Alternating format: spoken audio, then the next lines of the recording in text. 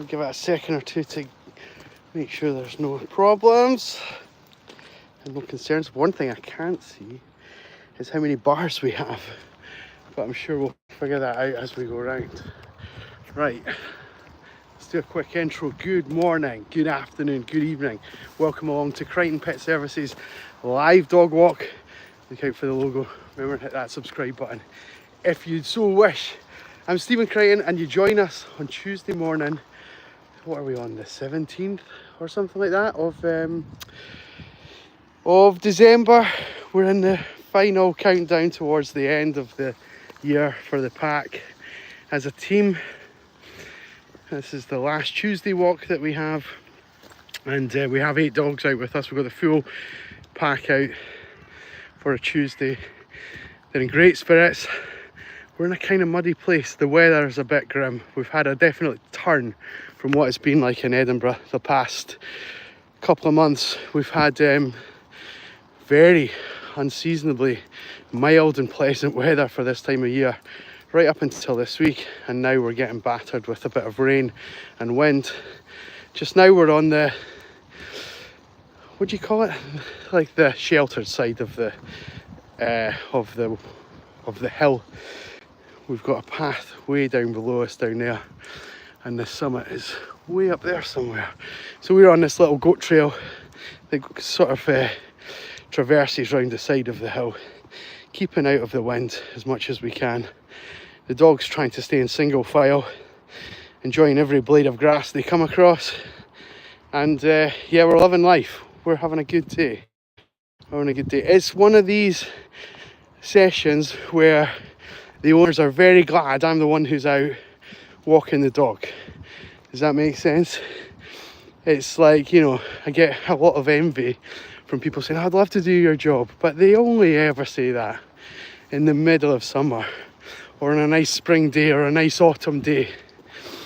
But when it's like this, there's mud everywhere, it's raining, it's damp, it's cold, and all of the dogs are going to need to be towelled off.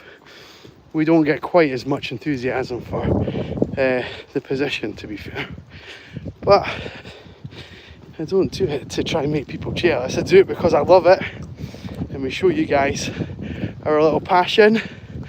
Try to show you a peek behind the curtain, show how the dogs get on and what makes us tick. And so far so good.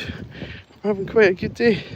We've got a couple of options here. We could either go up these steps up to the summit, and that takes us up here and up and up and up. I don't think my my filming and my lungs are going to be able to do both. You coming, Alfie? Come on, old bean. Come on, son.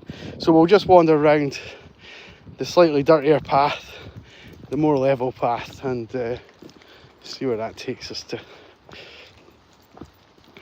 If we were to go into the paddock here, which is a possibility also, we're going to have Harris and Juno. Harris is the red cocker up in front. Juno's the border terrier just in front of us. They're going to have a chase and a very loud set of barking and chasing with each other. So we're not going to go that way despite what the dogs want to do. We're going this way. Thank you. Chip. Good boy. Otis, we're going this way, bud. I know, don't look at me like that. I know it's a change. Come on. Wow, they really didn't want to go this way. Get you guys. So yeah, a little peek behind the curtain as to what we get up to. We're streaming just now, what do you call it, horizontally, this way, because we had a request for that and it was quite interesting. I said I would have a look at the stats. So we've definitely reached far fewer people than we normally would, but the people who have watched our video have watched so much more of it. So so maybe, you know, I don't know, it's hard to kind of tell because the reach is what builds us a new viewing profile, new sort of subscribers, but the amount of time that people watch for is probably the more important thing that YouTube concentrate on. So yeah, it's a tough one. It's an interesting one. Anyway, we can hear another pack of dogs in the woods down below us, we're not going to entertain it, even though we could jump over that little fence, or wall rather. Morning.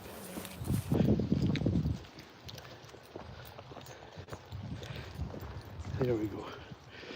Hopefully, as I said before, I can't see how strong my signal is, so sometimes when we go down this route, it's not as good. Oats, have you come, bud? Otis hasn't actually been feeling very well. You were sick this morning, buddy, weren't you? You're fine now, you're fine now. He's been staying with me for a day or two. Mac, Harris, this way, good boy. Mac, come on, bud. No, this way. Alfie, come on, bud. Good, you guys. Good. Good. We're all good. We're all good. We're all good. Look at Harris out in front. He's got a stick. He's so happy. He's so happy. All their body languages are very good. We've got very nice and neutral. Not too stimulated, not too stressed. Like, look at Otis's tail, nice and level, his head tilt, showing that he's listening to us. Yeah, you're a good boy, aren't you? And the rest of the pack are in a similar sort of mindset. There's Juno, the same. Chip here is looking great. Alfie's off scavenging in the leaves. But we're in good form. We're in very good form. And yeah, it's important, because if they get too stimulated, over aroused, a little bit too into what we're doing, we need to sort of change the plan a little bit. I was watching a video this morning from a woman in America who was talking about, do your dogs know like who's around and those kind of things, and is there a danger, and is there a situation that they should be aware of? And she was pointing out all the body language of the dogs that she was walking, and it was very fascinating. It's made me like look at these guys through a different set of eyes this morning. But again, it's kind of business as usual for us, so we're not too stressed. I don't think there's going to be, I think what she was kind of referring to on her video, I think they probably have things like pumas and wildcats and things like that, where mountain lions, that kind of thing. And the dogs together were very aware of their surroundings, but these guys will be too, but just to a different degree. We have to deal with crows and squirrels. So yeah, so there we go. Right, well, I don't always go live for very long. We go for about 10 minutes. We're almost there just now, so I'm going to just say that we've got 3 more lives to go. I'd set a goal for the end of the year to try and hit 1,000 subscribers before the end of the year, and we're not going to hit it, I don't think. Even with an enormous like push right towards the end of the year, I think it's just a step too far. So we're at 900 and something. So it's a bit of a shame. We're nearly there, but I'm afraid what I'm going to do, guys, I'm going to have to sign off. There's some guys doing some wood forestry stuff here, and there's smoke and a fire, so I'm going to end the stream. I'm going to get the dogs back together, and we're going to put them on the lead to pass this, so that there's no drama with the smoke or the fire. Right, thanks for tuning in. We'll see you on the next one. All the best. Take care. Bye bye.